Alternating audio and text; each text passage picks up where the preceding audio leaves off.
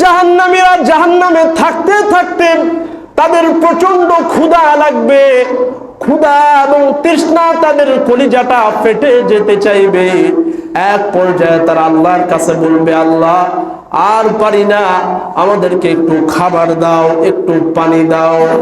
আল্লাহ তাআলা সেই কথাও কোরআনুল কারীমের ভিতরে বলেন, ইন্না শাজারাতাজ যাকুম তুআমুল আসিম কালমুহলি ইয়াগলি ফিল বুতুন।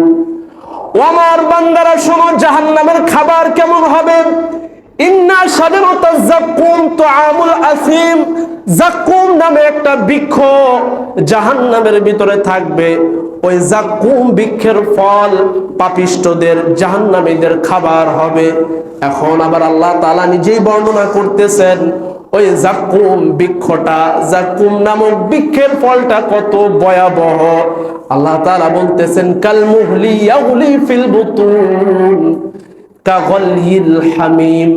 জাহান্নামীরা যখন ওটা খাবে, খাওয়ার জন্য চেষ্টা করবে, জাহান্নামীরা যখন ওটা বহু কষ্ট করে তাদের জবান দ্বারা, জিহ্বা দ্বারা তারা এটা গিলবে, গিলার পরে তাদের ভিতরে এই যাকুম নামক বৃক্ষের ফলটা তাদের পেটের ভিতরে যাওয়ার পরে মুহূর্তের ভিতরেই তাদের ভিতরে, পেটের ভিতরে যত আতুরি ভুজুরি সহ যা কিছু আছে মুহূর্তের ভিতরেই সব তার পায়খানার রাস্তা দিয়ে পড়ে যাবে।